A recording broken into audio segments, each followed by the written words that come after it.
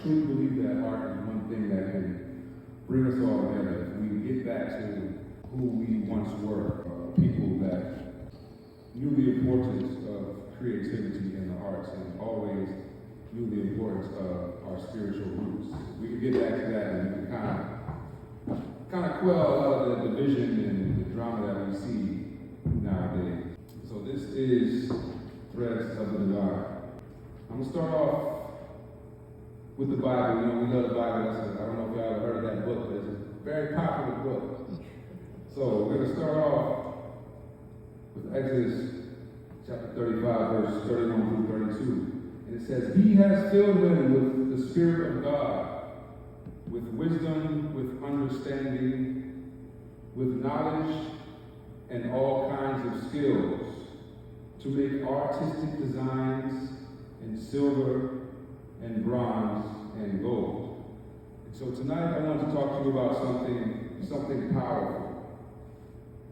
Something that ignites the spirit, like they say in church, it feels like fire shot up in your bones. Something that lifts the soul ever so closer to the Almighty Himself. That something is art. You see, far too often we separate art from worship, creativity from calling, and beauty from belief. But I'm here today to tell you that art is divine. From the moment God took Adam, from the moment God shaped Adam with the dust of the earth, He was showing us that He's not just a creator, He is a master artist. And as His children, we too are made to create. So tonight we're going to take a journey through time, a journey through cultures, a journey through history, and we're going to see how art and spirituality have always been tied together. Because whether it's the stained glass of the cathedral, the intricate patterns of African kente cloth, the meditative strokes of a Buddhist mandala, or the vibrancy of Mexican folk art, every culture has used art to express the divine. And first and foremost, not just because it's Black History Month, but we have to start everything in Africa because that's why they call it the motherland. Everything stems from Africa. So we're going to start with our African ancestors because long before we ever set foot on these shores, we were a people of spirit and creativity. The African masks weren't just decoration. They were made to house the spirits of ancestors. The carved wooden statues weren't just statues, they were prayers in physical form. Even the rhythms of the drum, the swaying of the dancers, and the bold colors of the fabric, it was all a testimony that God is in the movement, God is in the shape, and God is in the design. And let me tell you something, when enslaved Africans were brought to these shores, they held on to that creative spirit. They wove their stories into fabrics. They carved their prayers into walking sticks, and they turned scraps into masterpieces because they understood something. They understood that the artist's hand is a vessel for the Spirit of God. 40,000 years ago is when the oldest cave paintings were carbon dated back to 40,000 BCE. Where Africa hosts some of the earliest known artistic expressions, including the rock paintings in Algeria and the Bomblos cave paintings in South Africa. And the thing about these cave paintings are that these caves weren't just a one-time thing. Through carbon dating, they were able to see that through generations, multiple generations came back to these caves to lay their own mark. So these caves just weren't just caves, they were actually ritualistic spaces for the artists or the people who had a message to pass down to the generations.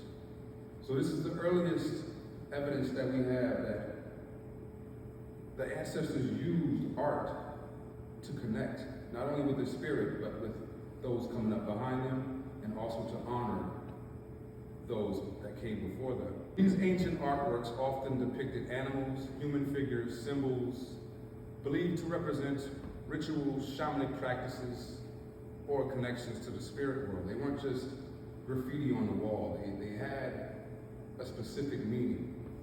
Back then, they didn't look at the world the way we look at it, so they would actually revere cattle to a higher degree. They appreciated it more because it was this cattle that would get them through the year. So they actually had high reverence for cattle, livestock, and those similar type of things. And these early artistic endeavors likely played a crucial role in spiritual practices, serving as a means to communicate with the unseen and document important beliefs and experiences. So like now we have our Facebook profile where we can post whatever. The ancestors used these caves in the same way, so that the young people coming behind them could go to these caves and see the markings and the things that they felt were important to them, that they had to leave on these walls to let people know that they were here. It was deeper than graffiti, it was deeper than a tie was here. These had spiritual connections and spiritual meanings. Next slide. Now we can talk about what a lot of people think about when they hear Africa. The first thing that comes to a lot of people's minds is Egypt. And the thing about Egypt, the Egyptians didn't do anything of happenstance. A lot of their buildings and architecture and their art had deep spiritual meanings. Even the pyramids at Giza, they are aligned with the constellation of Orion.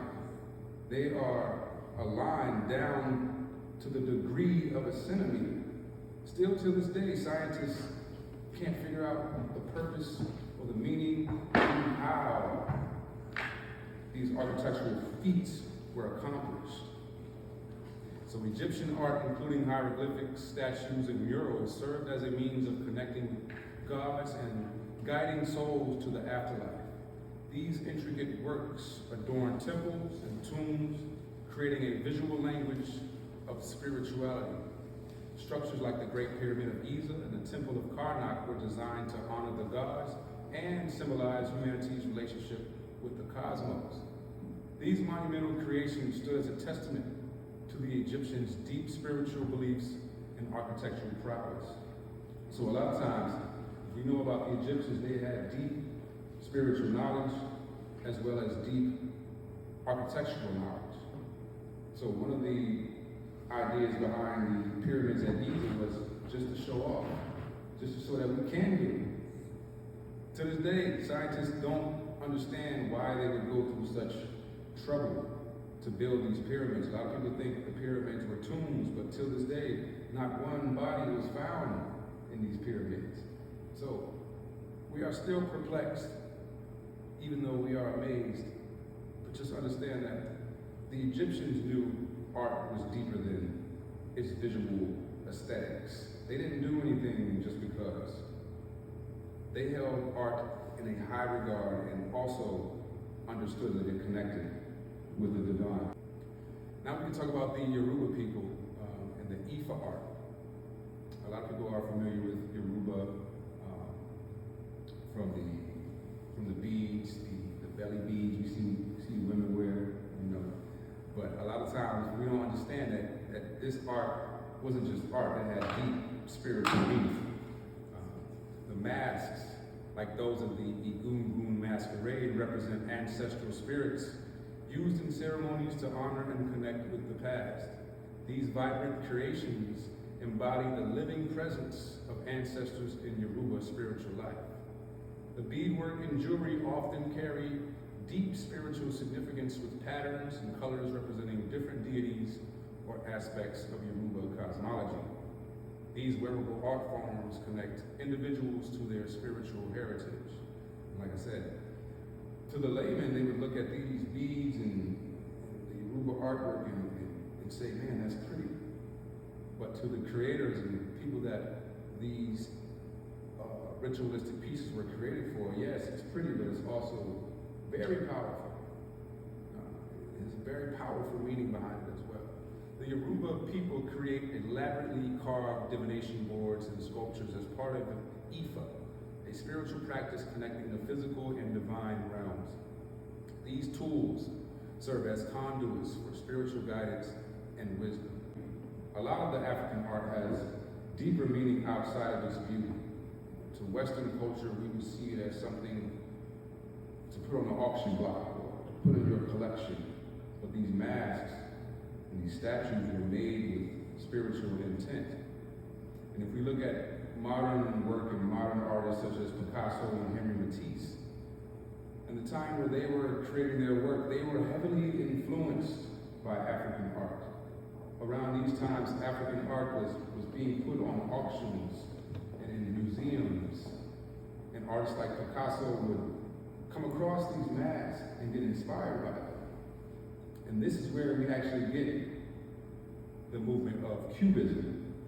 It was actually a school called the School of Paris with artists like Pablo Picasso and Henri Matisse, where they were so inspired by African art with the exaggerated features, the geometric shapes to the faces, that they actually created a separate movement by, I don't want to say copying, but let's just say they were inspired by African art.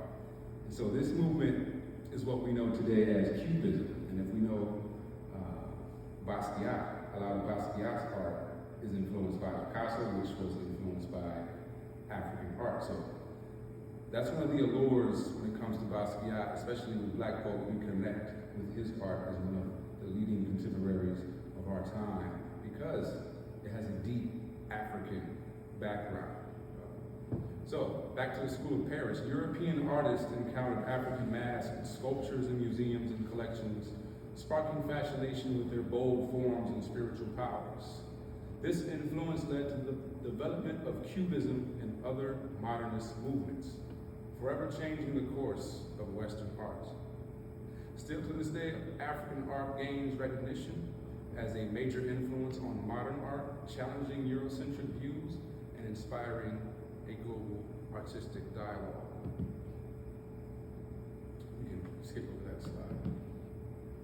So contemporary artists today, like Ella Natsu and Wanchi Mutu, reimagine spiritual themes in modern forms, using recycled materials and abstract imagery to connect past and present. Their work bridges traditional spirituality with contemporary global issues, creating powerful statements on identity, ecology, and human experience. So these are contemporary artists, modern artists that we see today, still taking the fundamentals learned from the ancestors and taking found materials, abstract materials, scraps, and turning it into masterpieces. This is part of our heritage. This is something that we're just good at. We can turn anything for the better. That's something that I wouldn't say purposely, but just over time and throughout history, we've had to take those bad things and turn them into something good. We had to turn them into something beautiful. We had to take the scraps that were given to us and turn them into a delicious meal. And that's the power. That's the power that is in our hands. That is the power that is in creativity and the divine connection that we see everywhere we look. So now we're going to take a trip east. We're going to go to the continent of Asia. Now, have anybody ever seen a Buddhist monk create a mandala, painstakingly placing every grain of sand into a perfect pattern? And when it's done, what do? They wipe it away. Why? Because not only is beauty sacred, but it's fleeting, just like this life. It's not something we have to hold on to. We can enjoy it and let it go. So that's the purpose of the Buddhists taking days, weeks, months to create these sand mandalas, very intricate. And then once it's complete, they wipe it away because they practice something called non-attachment. There's no attachment to this physical realm. Similar to what Jesus says, be in earth but not of earth. We're only here for a time, and there's no need to grasp onto things, hold them and say, this is mine forever. And that's the purpose behind wiping away the sand mandalas. Because, it's a meditation, it's a prayer in color. A lot of times when they do these things, they have to get themselves into a meditative state, similar to a lot of us artists know about this meditative state that we get into and we can create, and it seems just like, we've tapped into something that we wish we could put in a jar and tap into all the time, but it doesn't usually work like that. We wish it did, but it doesn't. And then we could look at the Japanese artists when they do their calligraphy. If you've ever seen the circles, that they would take these big old paintbrushes, these big old canvases, and just make a big old circle, and that was called an enzo. So what they do is they get themselves into a meditative state, and their whole goal behind this is to create a perfect circle in one stroke. Now, if you ever watch one of these artists do it, it's amazing to do. And if you ever tried to create a circle in one stroke, you see how difficult it is. But these artists take this and turn it into a discipline. Because in the East, art is a discipline. It's a devotion, and it's a way to align the soul with something higher. So when we look at the Asian art, we can look at where it all started, which would be with Hinduism. Hinduism is kind of like where everything in Asia stemmed from. The vibrant temples connecting worshipers to their gods and the Hinduism discipline. And they held art to a high degree as well. If you look at a lot of their paintings and artworks of their gods, they're very intricate, very colorful, even though they're thousands of years old. If you look at some of their artwork now, we would compare it to works made today because it's that intricate and that detailed. And similar to the Egyptians, scientists still are trying to figure out the purpose behind the creation of a lot of their temples. But a lot of times scientists leave out the spiritual. So a lot of times that's why they're confused, because they're not connecting those dots. They didn't do stuff just to do it. They did work not to please themselves, but also to please God. They understood the connection. So from the Buddhists, with their practice of impermanence, and the sand mandalas and the Zen gardens, exploring transience. They explore the fact that nothing here is finite. Everything is in a state of flow, a state of non-being, a state of becoming. That is impermanence. We got high rollers up in here now. Yeah, man. We're going to pass the electric plate around. Yeah, man. Okay. Next slide. We're going to take a trip down south to our brothers in Mexico, where art is not just decoration, it is a way of life. From the grand murals of Diego Rivera to the colorful picado that dances in the wind. Mexican art has always carried the spirit of the people, the spirit and the presence of God. And when we think about the retablos, those small paintings of saints and angels and miracles that people place in their homes and churches, these aren't just folk art, they are prayers painted on tin. They are offerings, petitions, and testimonies of faith. And let's not forget the Day of the Dead, I'm going to make sure I say it right, Dia de los Muertos. And I know a lot of people get a little nervous when we talk about skulls and the Day of the Dead and stuff, but I'm going to let y'all know something. This is a celebration of life.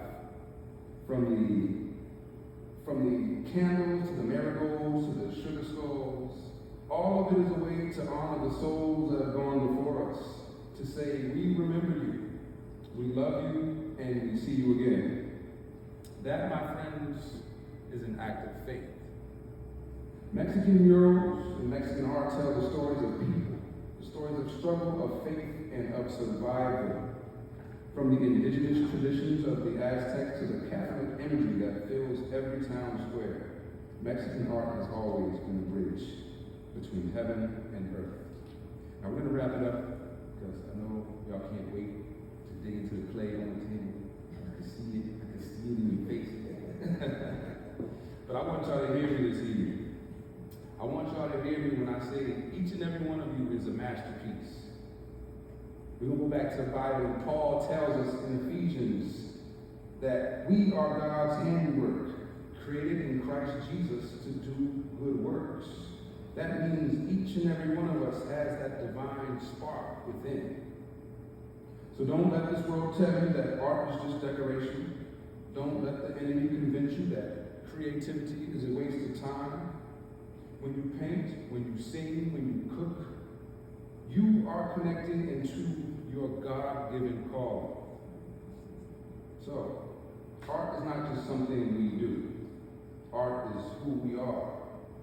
Art is how we pray, and art is how we worship, how we remember, and how we dream. Art is how we touch heaven. Now, if y'all with me, put your fingers in the air. If y'all with me. So, tonight I want y'all to go forth. Create. Never let the enemy tell you that your creation ain't good enough. Because each and every one of us has an artist deep down within. And that's the whole point of this tonight. I want y'all to dig deep. Find that artist within. Reconnect with the spirit, because God is in the threads. All we just got to do is look. I thank God. Good evening, everyone. Good evening. Born to be. To be or not to be was never a question to me. I was born to be. You were born to be.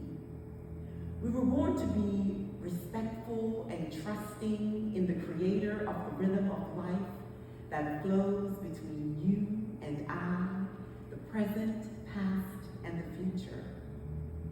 We were born to be the master of free will, evading all negativity, evolving into positivity. We were born to be a continuation in the circle of life, reaping from the energies that begs for us to unify with them. We were born to be divine, unconfined by space or time, transcending life, building esteem that will suffice. We were born to be bathed in luxury, prosperous, contributing to society.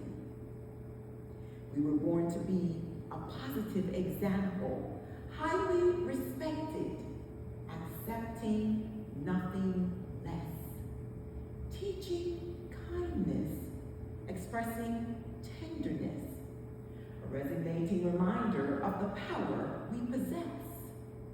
To be or not to be was never a question to me.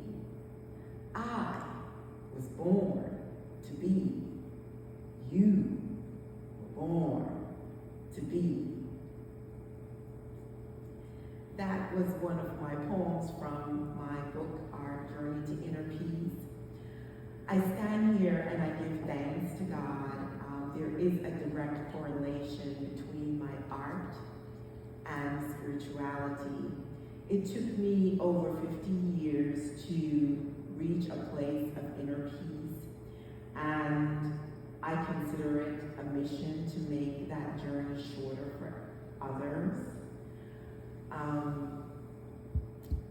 When I create, it's the closest that I feel to God. There are pieces that I do, and when I go back and look at them, I don't remember creating. I remember starting, I remember finishing, but the middle I don't remember. The first time that occurred, or times, it was very emotional, but now I realize it is my calling, and I've accepted and surrendered to it. And I'm about to just complete my mission as I stay in this space, in this universe. The art that you see on the wall, starting with the yellow circle, talks about the journey to inner peace, because I believe, as I said, that is my mission, to create art that inspire and direct our journey to inner peace. So each phase represents a step in that process, from shedding to courage to strength, to finding peace between the raindrops and the red circle representing arrival into direct alignment with our divine purpose. And that's the other purpose, to encourage others to find their purpose and to be aligned with their divine purpose.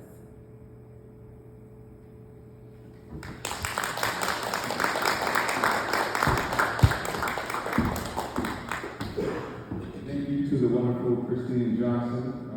Like she said, her artwork is on display right there. And that's one of the reasons why I wanted to tap her for her assistance with this. The minute I met her, you can just feel her spiritual presence, and you can feel it in her work. And it's just an amazing exhibition from the work and just her person, just being her. It's amazing. So that's why I wanted to tap her. I also have Steph right here. She's also an artist. She's a little shy, so. but Steph, do you have anything you wanted to talk about the spiritual aspect of your discipline, or how it's important to you? Sure, I'll share a little bit. Would you like me to stand up? Well, first of all, thank you so much for inviting me to be here, and I'm really proud to be here celebrating Black History Month with y'all.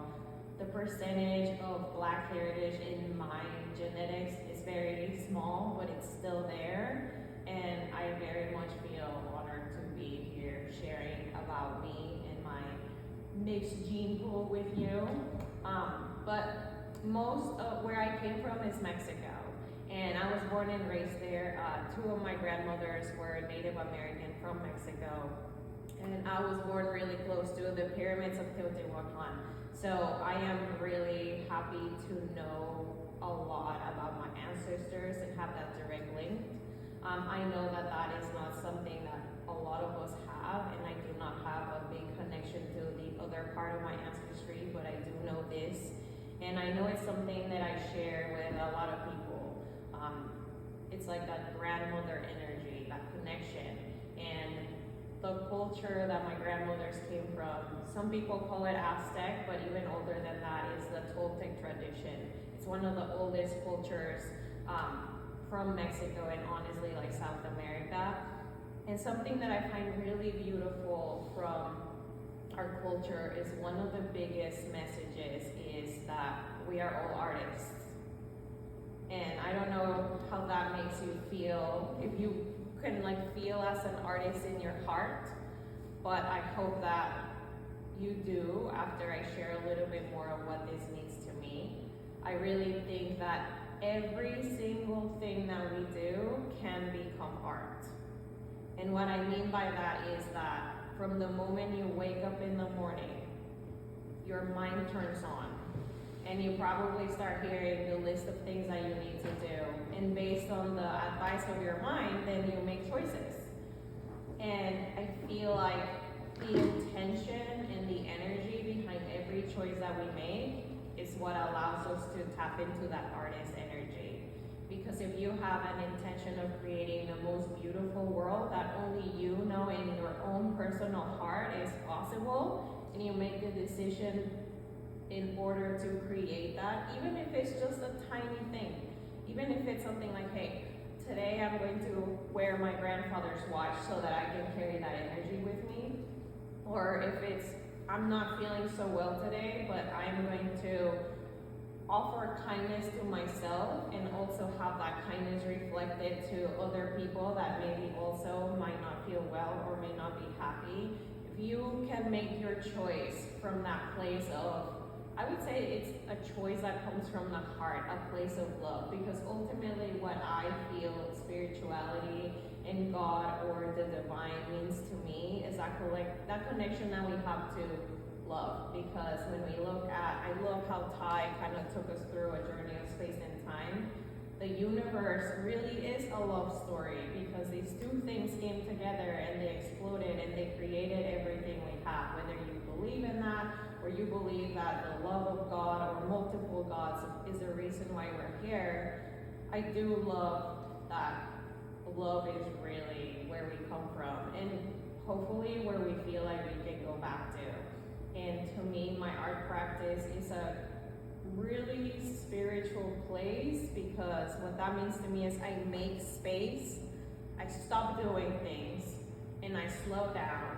And I feel like when I'm creating art, the only thing that's going through my mind is processing emotions. And in a way, I feel like I'm transforming whatever's coming up into love, because even if I don't love something that I create, part of my work is not throwing stuff away and reusing it and building it into other pieces. And that kind of reminds me of life. And I do think that creativity is the key to sustainability, because when you're in your creative power, you can always think of, okay, so if I just have these like plastic bottles, and that's my only thing that I have, what can I create with this that can be seen as trash? Can I turn this negative thing, or this thing that a lot of people might not see value in? Like a silly skill like painting, you know? Who knew that a silly skill like painting cool pictures could be a whole career for somebody? I think that's truly beautiful. And the last thing I'll say is I really hope that this inspires you to just slow down, you know, and think about yourself and what lives in your heart, and how you can use that to really share with the world the love that you carry in there, and create that beautiful world that you can imagine. So thank you so much, and have a great night, guys. That was beautiful. Thank you, Steph. Thank you, Christine.